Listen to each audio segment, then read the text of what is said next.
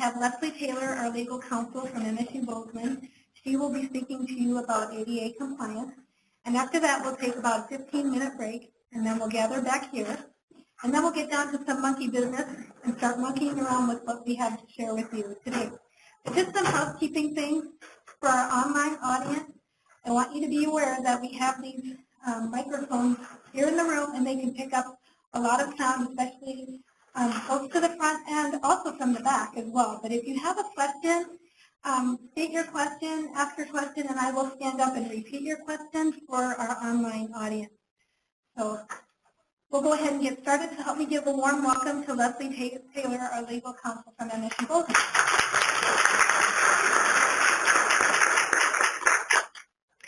Hello, everybody. I need to start out by saying that I was sick all last week, so I have a really lousy voice.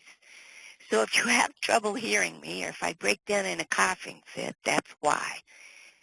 So today we're going to be talking about access for students with disability. Okay, so back to the presentation. The question is, well, why are we interested in accessibility for students with disabilities? And the big answer is because it's the law. It's the law both as federal and state laws go. The laws that are involved are Section 504 of the Rehabilitation Act, which was passed in 1973, the Americans with Disabilities Act, and the Montana Human Rights Act. I have provided, as part of this PowerPoint presentation, which I've shared with Kathy if you want to get a copy of it, what the law says. And the law is pretty straightforward.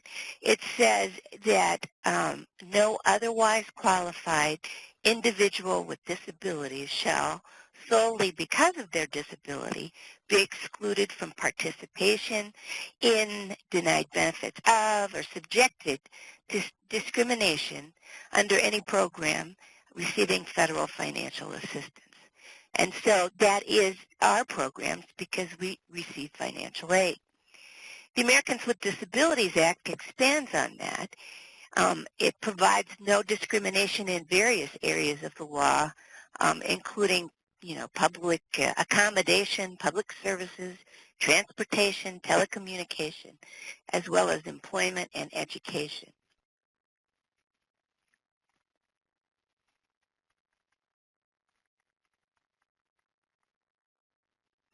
The state laws prohibit discrimination in education, and they also prohibit discrimination in the delivery of state services, which would apply to us as state institutions of higher education.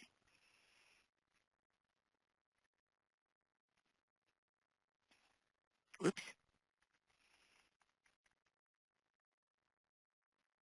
So under the law, who is disabled? Well, the law defines people as disabled when they have a physical or mental impairment that substantially limits one or more life activities.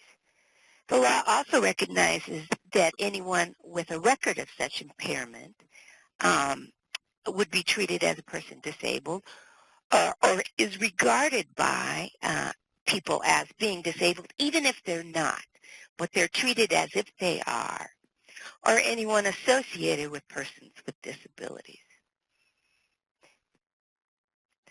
Well, what does otherwise qualified mean? It's a part that says, in the beginning, it says that you, in order to get the benefit of the Americans with Disabilities Act, you have to be otherwise qualified, which means that that person, with or without reasonable accommodation, can meet the same academic, professional, and behavioral standards as others.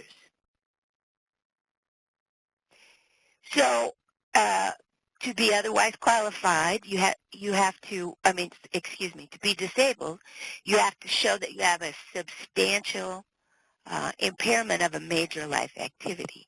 And if you look at the list of the major life activities, you can see that they are quite broad. They include breathing, learning, so people with learning disabilities would be covered, walking, bending, stooping, people with back injuries might be covered. So they are, a broad-based basis upon which a person may establish disability under the law.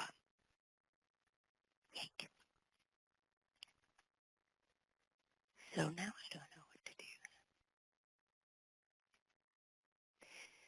So accommodations, who determines about accommodations? Well, accommodations are generally handled on all of our campuses by an office that's responsible for disability services. On your campus, CAFI is the office that provides those services, and they assist the students in identifying and obtaining reasonable accommodations. They identify some potentials for reasonable accommodations, although in the area of disability, those have to be determined on a case-by-case basis, depending specifically on the limitations of the person seeking the accommodation. And that office also works with faculty to implement the legally required accommodations. Documentation. The way we have set it up on our campuses is students with disabilities must present documentation of their disability before an accommodation would be recommended. We use the Disabled Services Office to be the focal point for the collection of that information and also to design what the accommodations should be. The law requires that that be done after opportunity to meet with the person requesting the accommodation and having an opportunity to get their input on what they are seeking. And under the law, that is called the interactive dialogue. There has to be an attempt to talk to the person that needs the accommodation to assure that they have their input into what an appropriate accommodation might be. Now, under the law, you do not have to provide the accommodation the person requests, but being able to have that discussion is considered an important part of the law. Confidentiality is important, and that's why we use the approach of having a central location to submit the medical information so that it is only contained in the Disabled Services Office and is not like distributed across campus. So that information is confidential and should not be shared. It shouldn't be shared that the person is even seeking an accommodation because that would be also confidential. These are the kinds of disabilities we've seen in our population, everything from visual impairments to psychological disturbances, head injured, learning disabilities. Those are the kinds of disabilities that we're prepared to accommodate, and those are the disabilities for which we have offered accommodations. The law says that Great Falls College must provide reasonable accommodations, and that must be at no charge. However, the law does not require a fundamental alteration of the program to accommodate a disabled person. Remember, the law says that you must be able to perform at the same level with or without an accommodation. So, for example, if a person proposed that they don't have to take any tests, that would be a fundamental alteration of the educational program, and that wouldn't be considered a reasonable accommodation. These are the common types of accommodation that we offer to students: note-taking, recording of lectures, alternative test-taking, extended time, interpreters for people who are hearing impaired, modified format for materials. So the interactive dialogue that we've talked about is the case-by-case consideration. So, for example, one of the things that you're supposed to take into account when considering whether an accommodation should be offered is whether the program has any rules which act as an impediment to the person with a disability. And if so, then the program might be required to change those rules as an accommodation. So I think that the basic rule is that to say we never do that is probably potentially the wrong answer to a question of when you're considering what accommodation to provide. So we would never say never. There might be circumstances in which we wouldn't change our rule, but we are at least required to consider it. The we never make exceptions is almost certainly a violation of the ADA. The ADA specifically and explicitly says that if you have a rule that impedes or acts in a discriminatory fashion to those with disabilities, you have to consider changing that rule. Again, it doesn't require a substantial alteration of the standards. So if a student approaches you and says, I have a disability and I want this or that as an accommodation, the first thing you should do is probably refer them back to the disabled student's office so that they would have the opportunity to present the appropriate documentation. And if you're not clear what to do, reach out and call and try to find out from Kathy what the next step should be. I pointed out that sometimes it requires a modification of college-imposed rule, and we can't rely solely on the fact that it is a rule to say that it is not discriminatory. But again, the accommodation must be reasonable. Disability information, of course, involves the most private kinds of information that people share, and that is medical information. And disability information should be treated with sensitivity and confidentially. The discussion of a person's disability should be carefully protected. There are people that have disabilities and do not choose to request an accommodation, and that is their right. And the provision of accommodations in the classroom cannot be forced on anybody, and nor should they be, resisted when they are an appropriate accommodation in the classroom. But this is the only federal civil rights law that allows the individual to make a choice not to be provided with an accommodation, not to be included within the protected class. And there are disabilities which are hidden, and so there are circumstances in which the person does not appear to have a disability, but in fact does.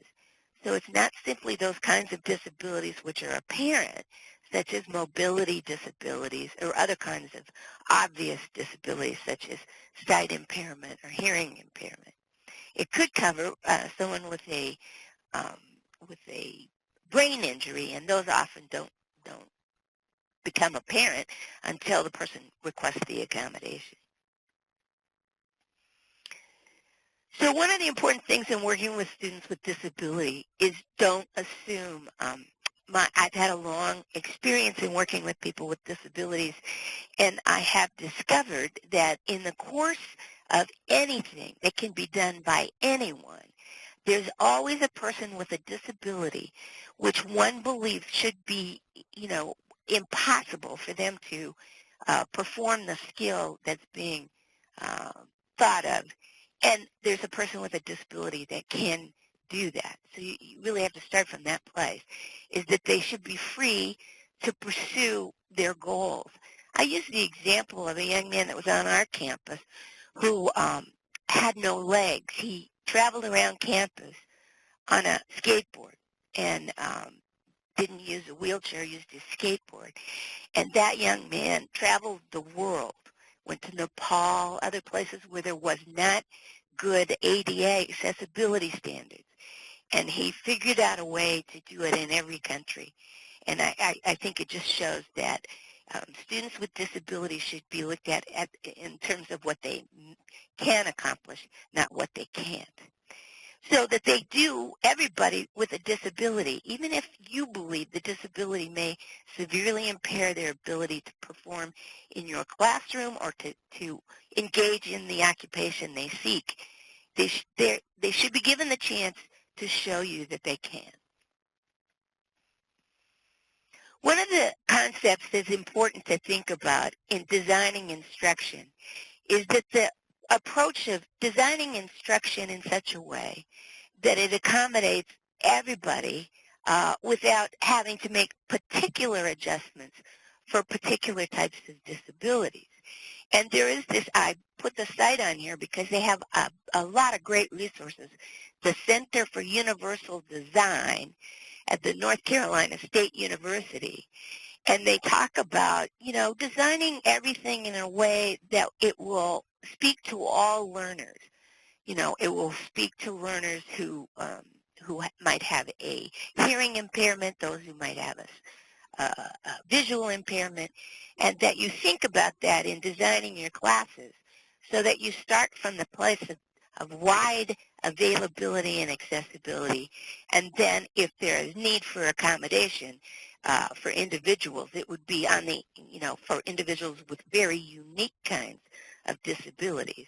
Think about the class structure and the projects in terms of that diverse student population. So this is a set of do's and don'ts, which we have gotten some guidance from various entities that work with people with disabilities. It talks about that you should always be open to students with disabilities, never make the assumption that they are not going to be able to perform. It's recommended that you create a syllabus statement which welcomes students to the class and explicitly states that it is accessible to all students, that you as instructors should be open to accommodations requested by students. Now, in our case, and I think in your case, those accommodations should be accommodations that have been specifically approved by the Disabled Students Office. But once they have been approved, then they need to be provided. If you have a situation in which an accommodation which is being proposed is not one that you think is appropriate or that you think it's going to be a fundamental alteration of your program, then you should reach out to Kathy in the office to talk about that and not take it up directly with the student. Because the student's going to feel belittled or, like they've asked for something that you're not willing to provide. If there are problems with accommodations, those I'm sure can be handled through a discussion with Kathy and your supervisors and the provost, your academic officers, and then a decision will be made on an appropriate and reasonable accommodation. You will be asked to modify your materials on occasion and your teaching techniques, but you should not be asked to lower your expectations of the student's learning.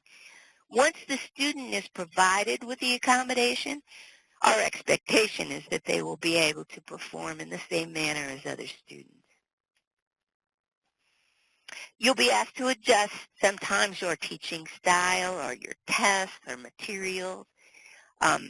You're encouraged to read aloud your overheads or what you write on the blackboard. There may be students who can't read that because of a visual impairment. It's a way to assure that those kinds of things are at least discussed in class. You might be asked to make your lecture notes available in an accessible format. And these are all recommendations that, we have gotten from people who work in this area, and this one comes from the University of Hawaii. If you have any questions about any of this, I see a typo, go ahead and contact Kathy. So don'ts. One of the things to think about, and again, this is the idea of a universal design, is don't lecture with your back to the class. And when you do, understand that there may be people who have not identified as having a need for an accommodation, but who may not be able to make out what you're saying. They may rely partially on lip reading, and you may not be aware of that. Or they may have other hearing impairments that make it difficult. Don't use films, videos, or visuals without captions or appropriate accessibility requirements. And we're going to talk about this more at the end, and I'm going to stress that that is an important thing to think about at the beginning of designing your course materials, because there have been a recent number of cases which have found various institutions to be in violation of the ADA because they have failed to have an appropriate accommodation for visual materials, for digital materials on their websites, etc. Don't discuss the disability or the accommodation in front of the class or other students. If you need to discuss it, you need to discuss it directly with the student at a time when other people are not around. Do not treat students receiving or requesting accommodations as, irritating or different than other students. Don't be annoyed. That's part of their rights under the law. And so it's best to just provide the accommodation. This is the syllabus statement that Kathy provided that's available to be used in your classes to allow students to understand that they have the right to request accommodation. And it's available from Kathy if you don't have it on your syllabus already. So there's been a discussion about rules of etiquette. Again, we're being guided by people who are disabled and people who work with people who are disabled. They talk about being sure that you, approach people as adults. I have a cousin who's blind, and she tells me that she's often approached as if she's a child when people talk to her because she's blind.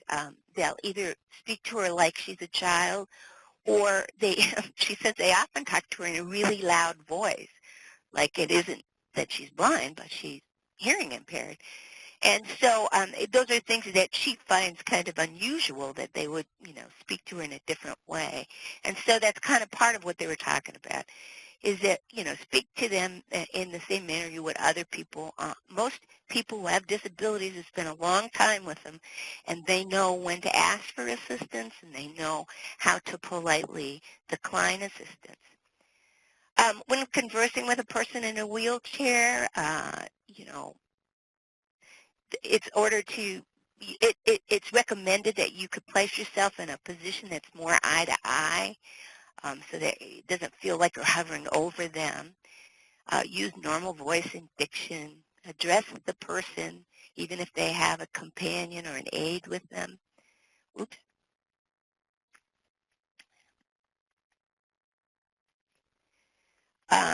Shake hands with people.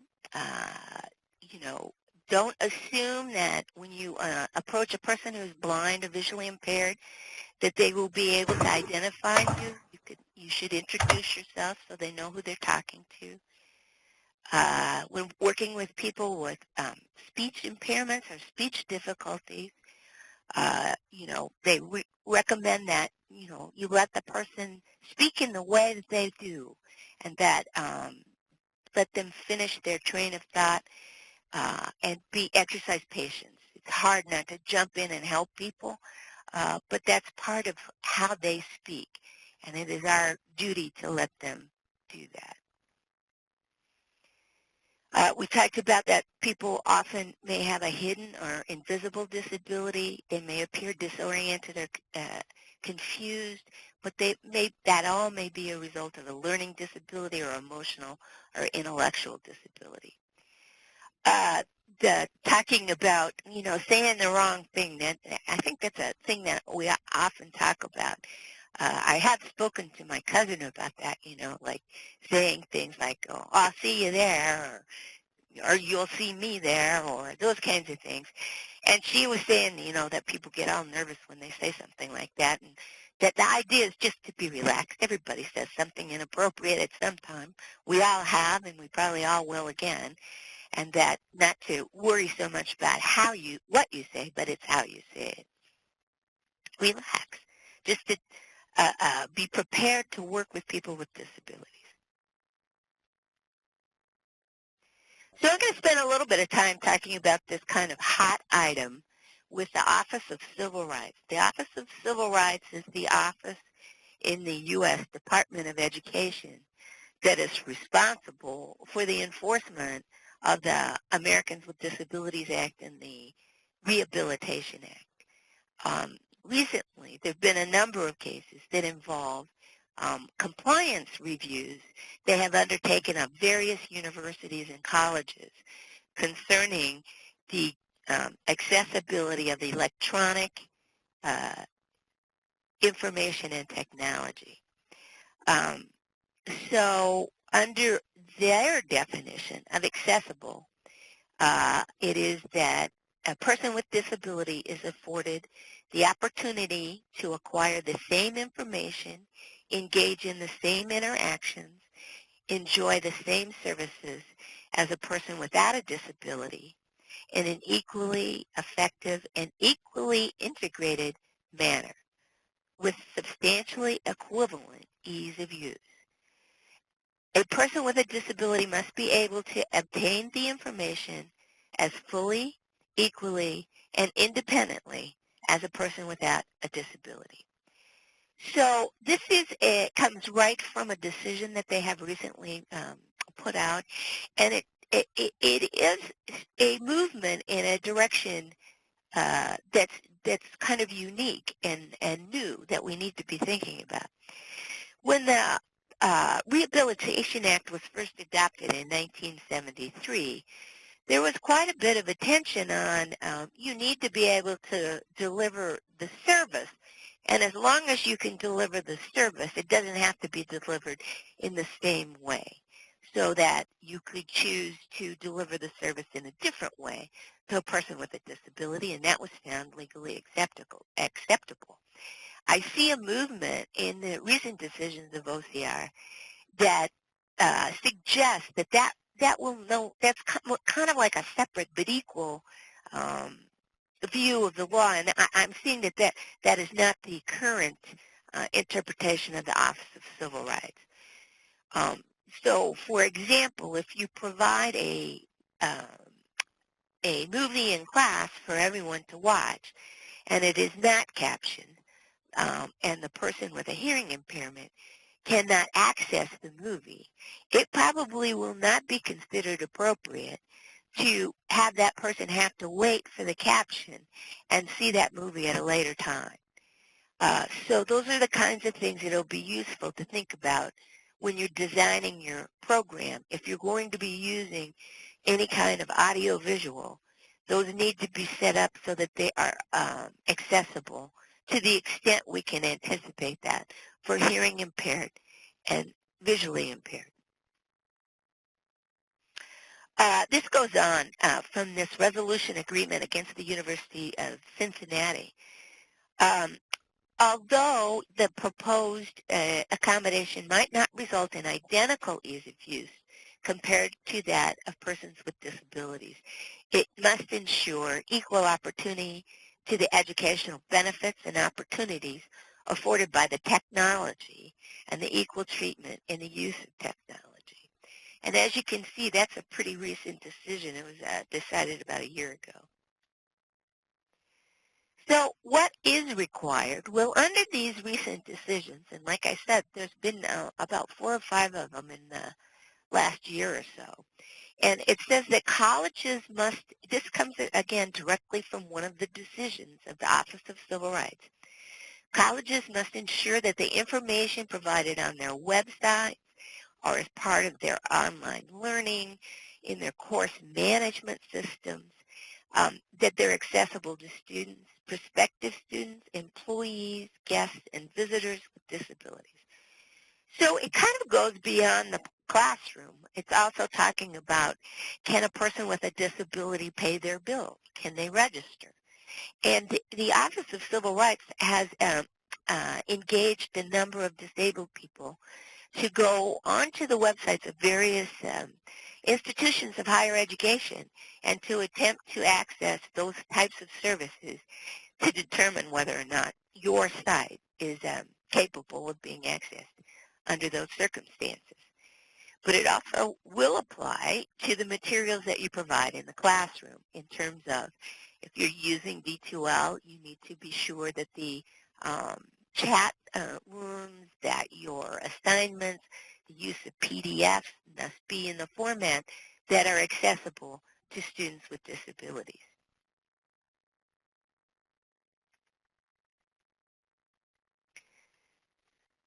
So when we're in the process here at the Bozeman campus of trying to identify those areas that we need to work on to improve accessibility.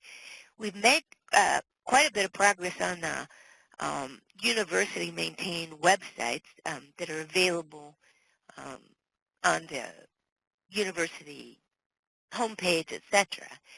But we need to keep working in the areas of the learning management system in D2L. There are some provisions in the D2L platform that allow for some of these accommodations, and it is necessary for people to know about those and get those appropriately established when establishing the class in the learning management system. We're working on the systems for course registration, payment, and billing, and grades, accessing grades. We're working on access to books. I can say that there has been and probably will continue to be a growing number of publishers who have books available in accessible formats, that it's often just a matter of contacting the publisher and getting those accessible format books. There are still publishers that do not have that, which requires the disabled student services people to either, have the books scanned in and put in an accessible format, or other kinds of actions that have to be taken that could delay the student's access to the books. We're going to work in an area to try to encourage our work only with publishers who are also improving their access. And I think if the institutions of higher education start putting pressure on the various educational publishers, I think we will be able to get more technology, more books, etc., in all the accessible formats. You want to work with your application process, your in-classroom IT, departmental web pages, faculty web pages, and any online tutorials.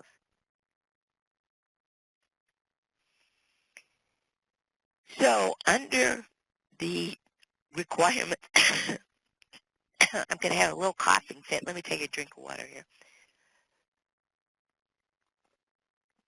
Under the requirements of the Office of Civil Rights, they have required in the most recent cases that the college or university affected should be using as standards Section 508 of the Rehabilitation Act and this W3C Web Contact Accessibility Guidelines.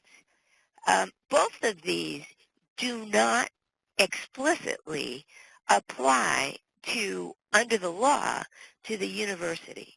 Section 508 explicitly applies to the federal government, but not to the university and the state governments. And the content accessibility guidelines are guidelines that are available for people to use, and they're set forth to assist people in having some kind of, threshold guidelines that you can rely on to test for accessibility.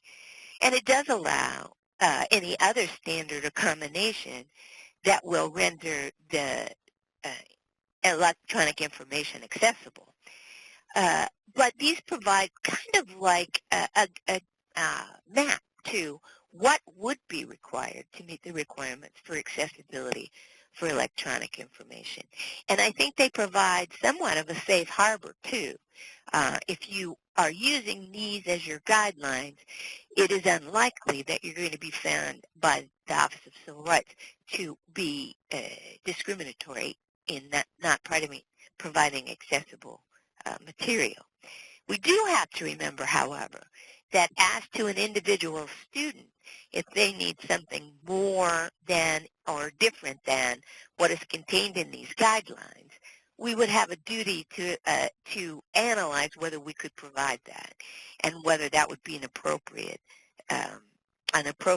accommodation.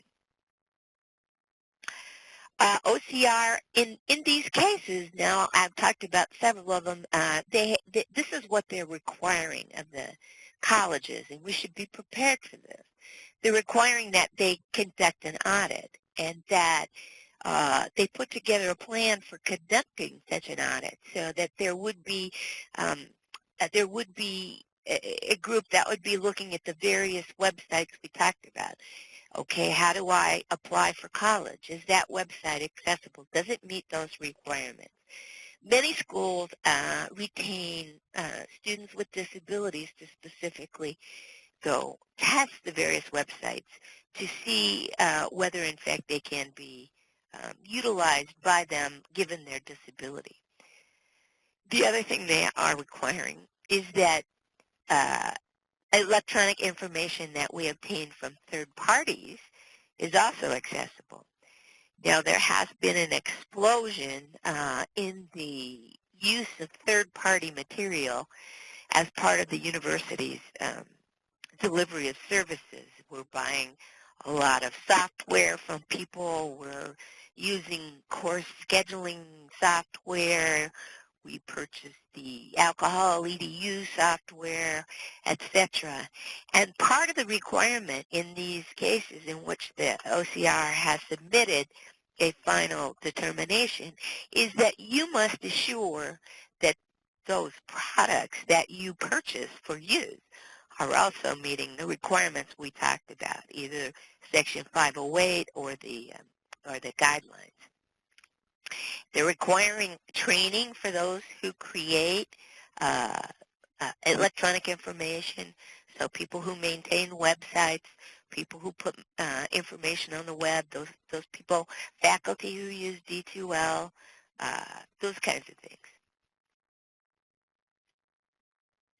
So here's the resolution agreements in the last 2 years. You can see University of Montana on that list. They have, in fact, entered into a resolution agreement in which they have agreed to do the things that they have an exhaustive list of things they need to do, but they include the things we just talked about. They're doing an audit. They have, under their purchasing, they have a specific section that says that they will not purchase materials that are not accessible. They have some testing they put together, and it's been quite an undertaking for them. OCR has also entered into similar agreements with the rest of those universities, which you can see kind of run the gamut from large to small. Oh, I didn't provide the scenarios for this presentation, so we won't be going into those. But I would now like to open it up for questions. You know, if any of you have specific questions or need any additional information, please let me know. Okay. Okay, thanks, you guys. Thanks a lot. Thank you, Leslie.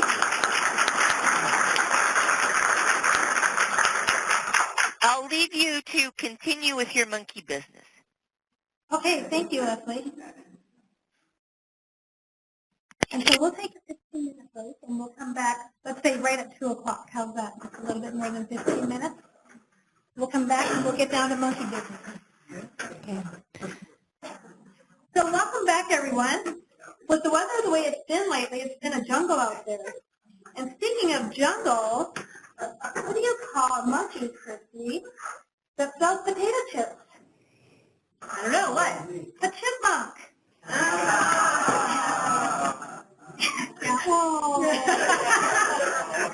And where do monkeys go to drink? Where? At a monkey bar. And why did the monkey like the banana? I have no idea. Because it had a peel. And speaking of a peel, we're going to talk about something that's very appealing to your instructional practices here at Great Falls College. So let's get down to monkey business. Obviously, meeting the legal requirements of accessibility is serious business, but that doesn't mean we can't have some fun. So let's monkey around.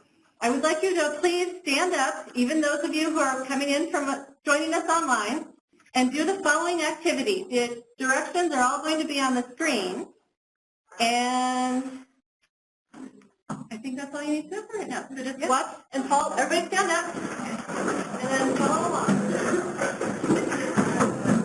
For those of you online, please remember you're going to write down what you think these steps say after you've stood up and shut out the wiggles. Go ahead. Go ahead, Jordan. Follow the directions.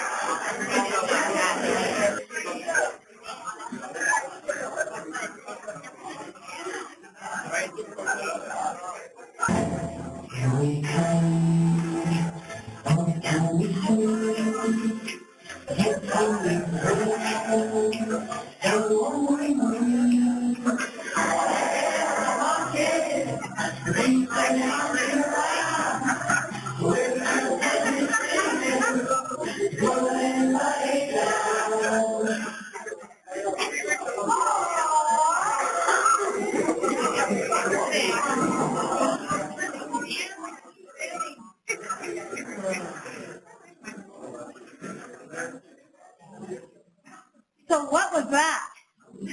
That was a very inaccessible and not a very usable activity. In activity 1, you were asked to shake hands with 2 other people from other divisions, and this was done in synonym speak. How often do we use language that our students don't understand? Who are we teaching? We need to be aware of our audience and where they are academically. Many students come to us from various backgrounds, past experiences, background knowledge, and such. And they are oftentimes on different levels academically. So it's important for us to teach them the vocabulary and don't overwhelm them with your expertise. We weren't an expert after one class, and neither will they. So in activity 2, which you're seeing on the screen now, we ask you to write down who you shook hands with.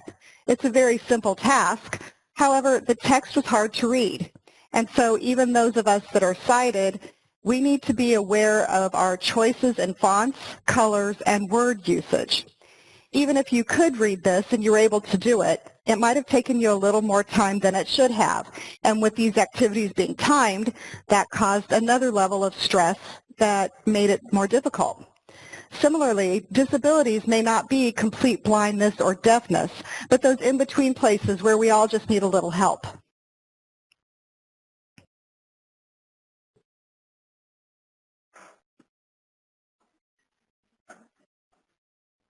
The final step was timed and given to you in pictures that you may or may not have understood right away. If you didn't know what the sound image was, you might not have known when to stop and sit down. Some of you may have taken some external cues from the instructors, or you just sat down when you saw the image that showed that. Our students will do this as well. They'll fake it. So we need to be aware of what we are doing and how we are giving examples.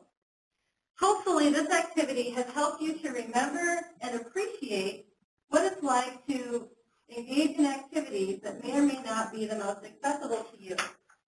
Next up, we have some practical ideas for how you can see no evil, hear no evil, and speak no evil in your learning resources, starting with providing usable text.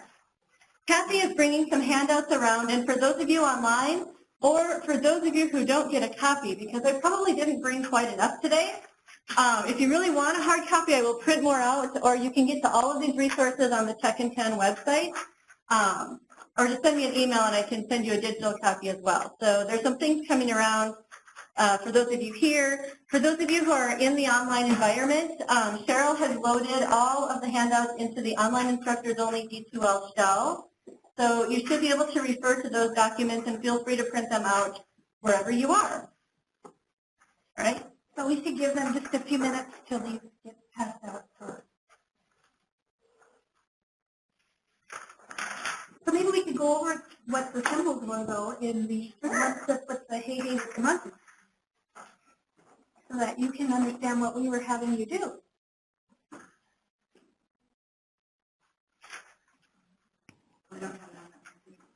You have to go back to the other one, too. There you go.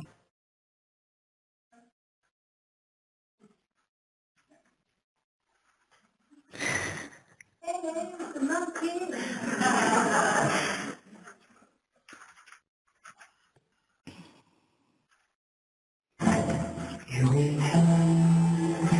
So this asks you to clap along to the music, and at the chorus, stop and sit down.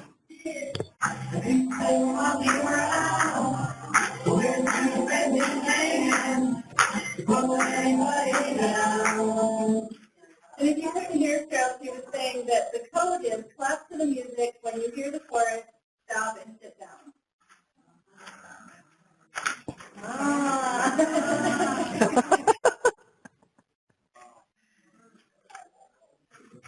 I'm sure everybody had that figured out, right? So the papers are still being passed out, Cheryl, but do you want to go ahead and start, or do you want to go ahead? Okay. Let's take a look again at the text from Activity 2. And just in general, if you don't have a handout yet, otherwise the handouts are coming out to give you some hints. Sorry, I keep wandering off. What are some characteristics of this particular screen of text that you notice that are not accessible? So talk to the person next to you and point out some things that are pretty obviously not good about this text. And online, you can share that with me through the chat.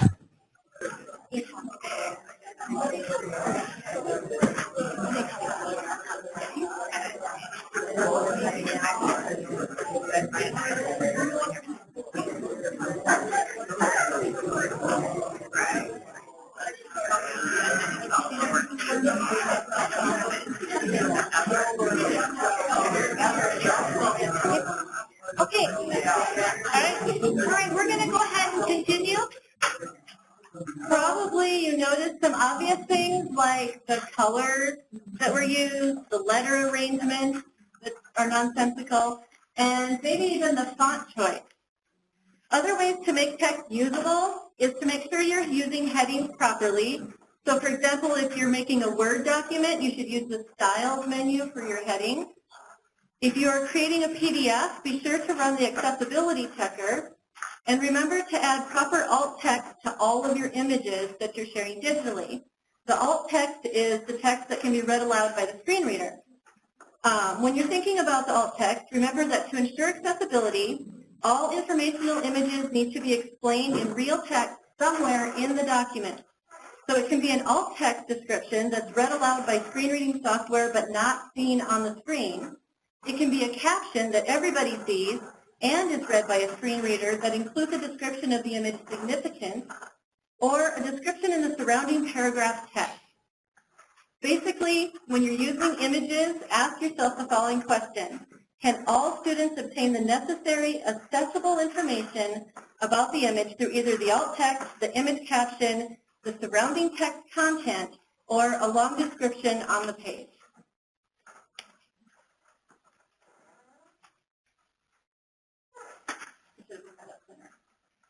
I have a question about that. Yeah, you bet.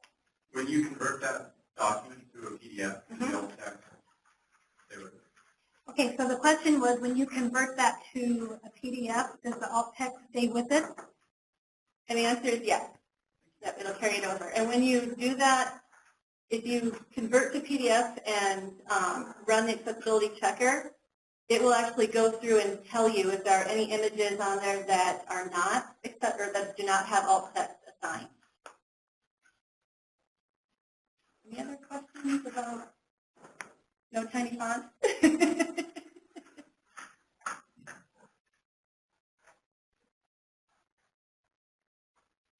Speaking of accessibility questions, why do we need captioning? What happens when we have a deaf or hard of hearing student in our class and we show a video that is not captioned?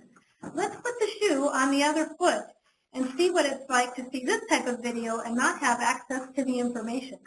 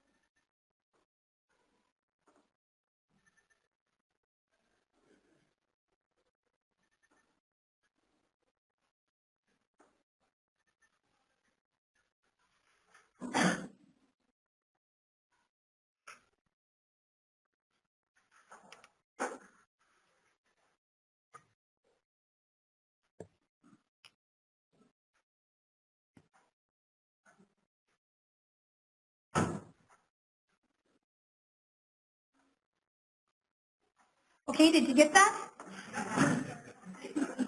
Okay, why not? Okay, using captions provides increased usability for everyone. For example, captions provide an alternate way of understanding and reinforcing information that is presented visually. Did you realize that captioning has education and literacy benefits that can help boost reading skills and vocabulary for struggling students? How about our students who are visual learners? Captions provide a backup for students who have auditory processing difficulties such as autism. And for students who have ADHD, ADD, dyslexia, captions can help improve spelling and reading. Have you ever watched a video with poor sound quality or tried to watch a video with a lot of background noise? Usability is increased using captions and especially benefits those who are unfamiliar with the terminology presented in the video. Another benefit of using captions helps students who are learning English as a second language. What a better way for these students to improve their language skills. Woohoo! So now we will show you a video with the sound and the captions. Hello, my name is Kathy, and I'm a writer, and I teach American Sign Language here at Rayfield College every Tuesday night from 5:30 to 8 o'clock. I really love teaching American Sign Language. First of all, I want to talk to you about the 5 premises of ASL, which are very, very important when teaching sign language. It's important to remember them because different signs in conjunction with the parameters, they make a big difference in the meaning of the sign. So, for example, if I parameters include handshake, location, movement, palm orientation, and this one, non-manual markers. So, very important. So, I'll give you an example of each one. So, you have your handshake, and for example, T, that was the letter. The letter C is that can be a handshake, this can be a handshake, this can be a handshake, and I will show you some distinct differences between them in a few minutes. The next parameter is location. So depending on where you find it, be like here, or here, or here, or here, if it's the chest. And so this can make a big difference between the signs as well. So for example, if I sign this for mother, all the female signs are located around the chin area. All the male signs are located up here at this area near your head, this limit. So that location between the handshake is the same. So mother, father. Then the next one is movement. That's the third one. And so for example, if I have this handshake of a T, if I make a circular motion, that means handshake. However, if I move it back and forth, the same handshake, move it back and forth, that means push. The next one, the fourth one, is palm. So that means where the palm will stay down or up, that the feeling slow, nine, where the skin curves. So that just depends on the sign itself and where your palm is oriented to the forearm side. Then you have your manual marker. And what does that mean? That is facial expression. That's very important because that is a grammatical aspect of ASL. So for example, if I ask you a question, I want you to respond to me with a yes or no answer, I will raise my eyebrows when I ask you the question. So for example, you want coffee? And if I want you to answer me with the question, if I'm going to ask you who, what, where, when, what, or how, my eyebrows will be furrowed. I will say, for example, where is your coffee?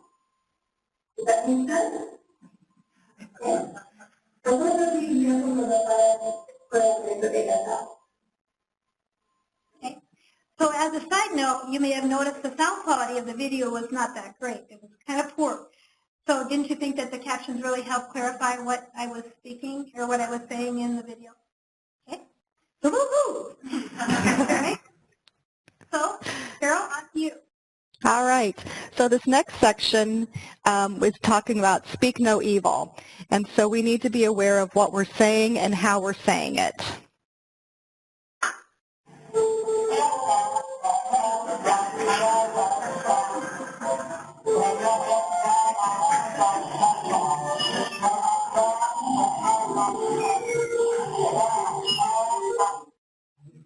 How often have we seen that in our classrooms? And how often have we been that kind of teacher in the video? We get so excited about our content that we really don't understand why our students aren't just as thrilled as we are. But just as Peppermint Patty's having trouble staying awake, some of your students may not be auditory learners, and they might be struggling to listen and sit still for long periods of time. So what are some of the things you can do to change things up a bit? You can try the 10 and 2 philosophy. For every 10 minutes you talk, your students need about 2 minutes to process or talk about the same information. And so we've been practicing this technique throughout our presentation today, and we're going to do it one more time now. So for those of you sitting in B101, I want you to turn to the person in front of or behind you and share one aha moment that you've had so far, and then sit back down. If you're in the online environment, you've also been sitting for quite a while and listening and putting up with this. So what I want for you to do online, since there's no one to see you, stand up, clap your hands, turn around once, and then put your responses in the chat area. And feel free to post private messages to each other as well as me.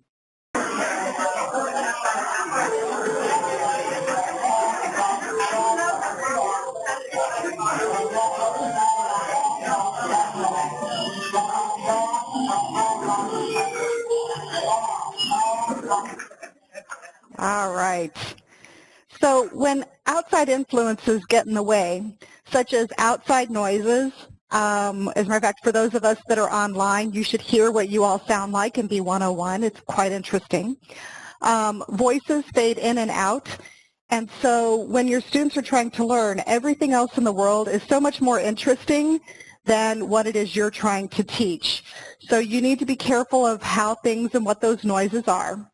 And when that happens, the learning completely ceases. So this next video, I want you to think about how many of you have had to sit through a meeting just like this. Trip Crosby has joined the meeting. So the online meeting that you just saw is just an example of one way that things can get distracting and confusing, not only for us when we're sitting through these types of meetings, which most of us, if you could read the chat, most of us online have had to do that, but it also gets very confusing for our students, and these kinds of things actually do take place in your classroom, just not to this extent. So the screen you're looking at right now shows a number of ways that you can engage all learners in your class.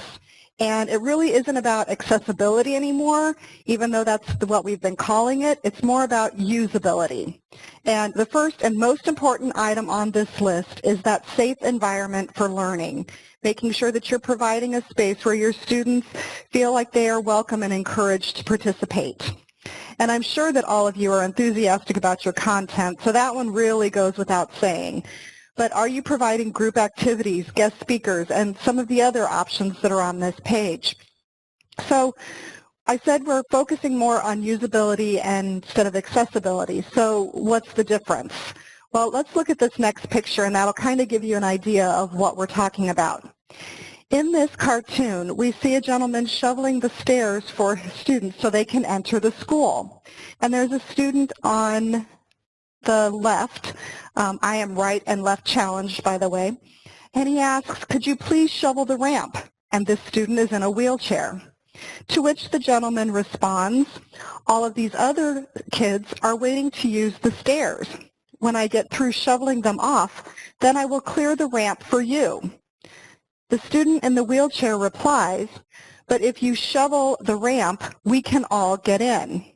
So clearing the path for people with special needs clears the path for everyone.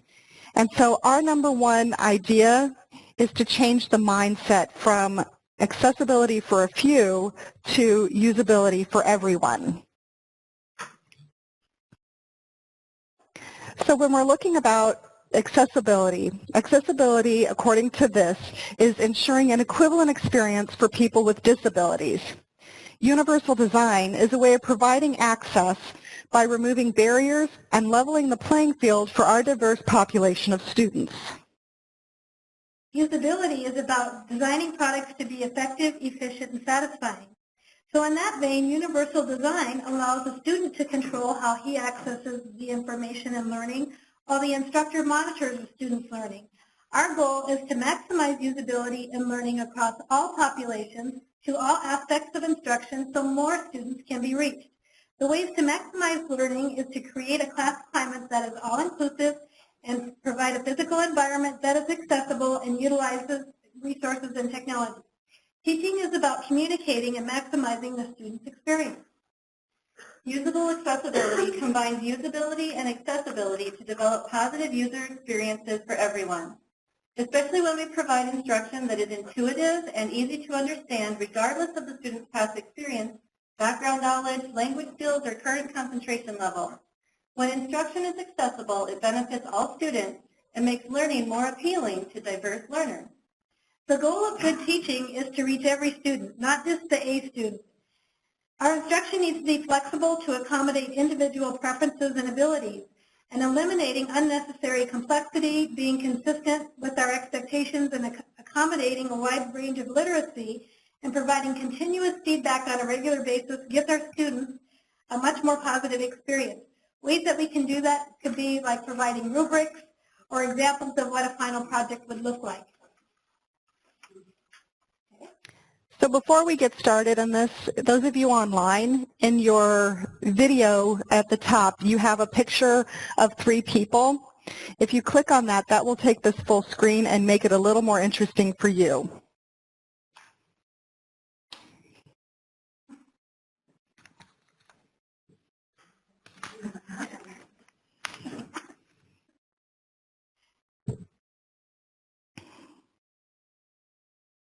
With that, we have a final skit for you on universal design for learning, presenting the 3 wise little monkeys, Flip, Skip, and Dip.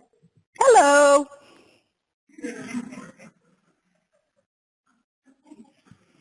Woohoo! Hello, everybody.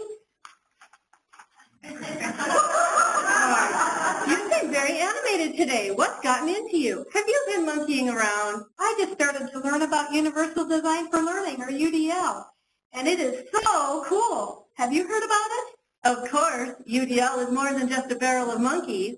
UDL is a valuable and essential skill for every teacher.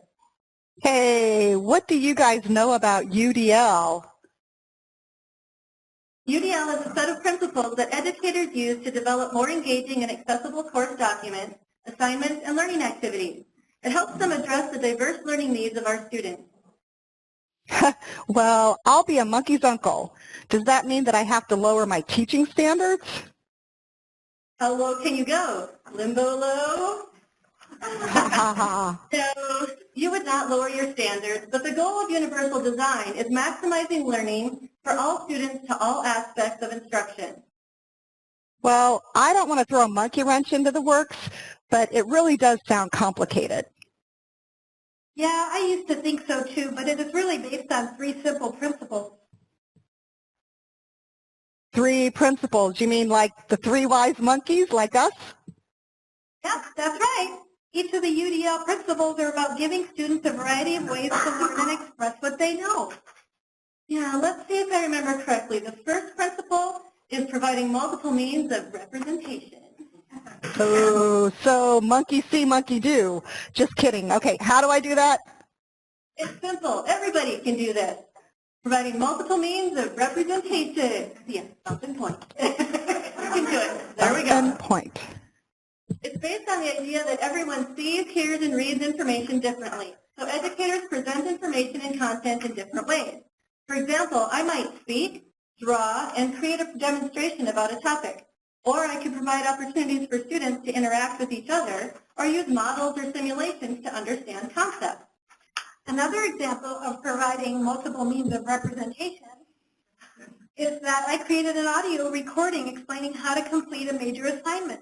The students really liked this, and they told me that they listened to these a couple of times while they were working on the assignment, and it really helped them to stay focused.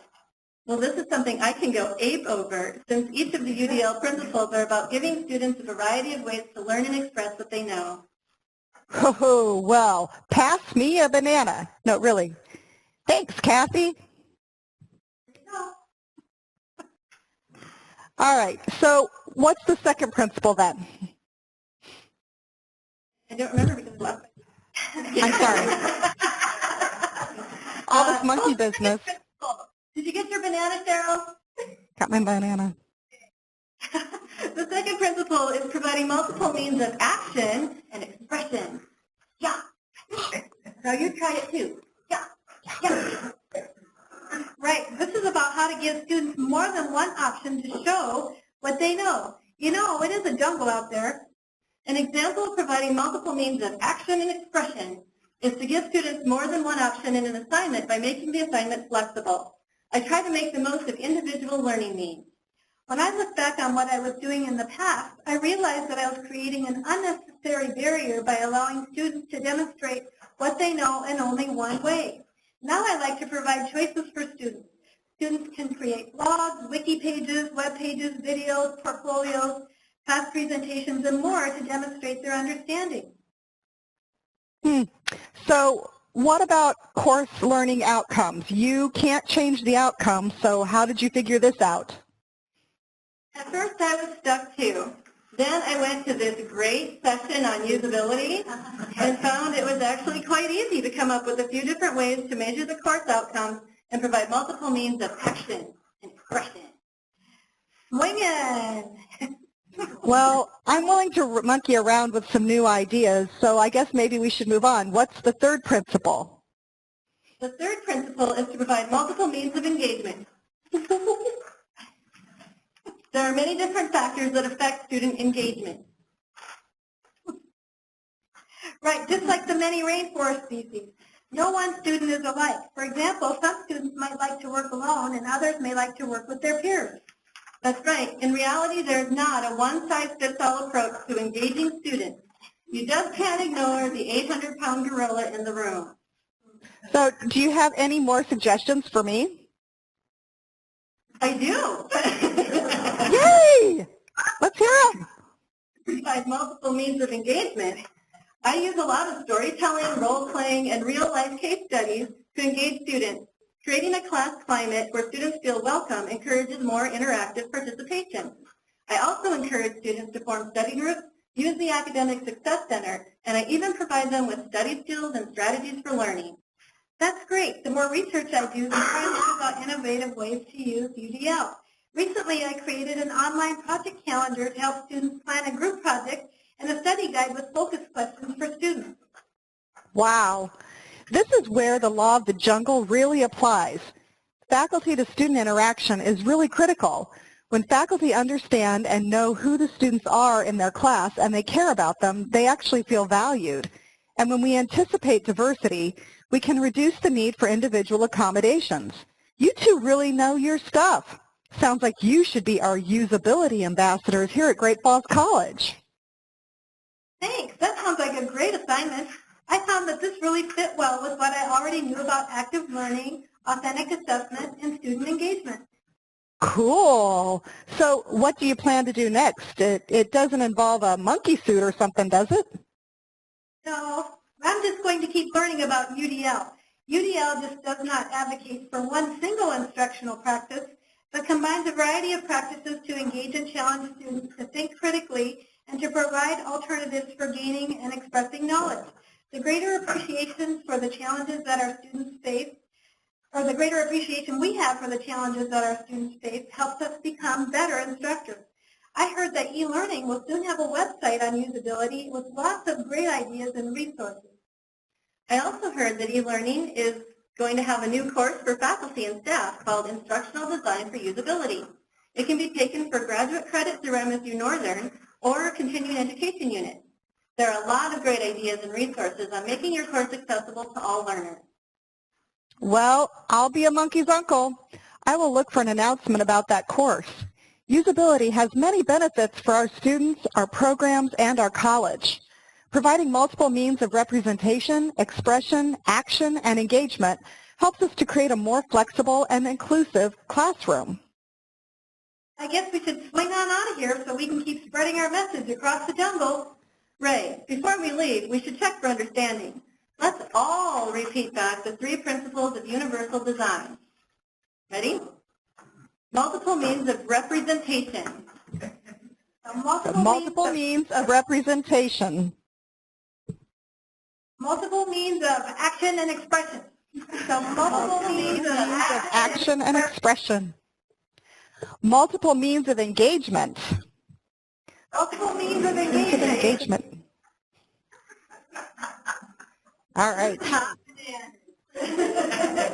Good job, Amanda. Okay, and in one of those handouts, we have the schedule that was included in that package of information. And like Christy said, if you didn't get one, we'll get you one. We'll get you one. Okay. So the Tech and 10 usability course. Oh yeah, what was that something about credit? Hot bananas. That's right. Our focus for the eLearning Tech and 10 PD this spring will be on usability. Kathy already handed out to you the spring schedule. These events are open to anybody to come, but if you want to do that extra step and get the credit, there will be a course in D2L with 5 modules based on those topics and based on the same opportunity. So it's not having to go to extra course time or anything. It's basically handing some things in to get the credit part. If you have more questions about the credit or just the spring PD program in general, just talk to me after the session or send me an email. Okay? So with that, we ask you to please fill out the exit tickets that we handed out to you as you came in the door, and Christy will be collecting them at the door as you leave. So thank you for being here and making our world more usable.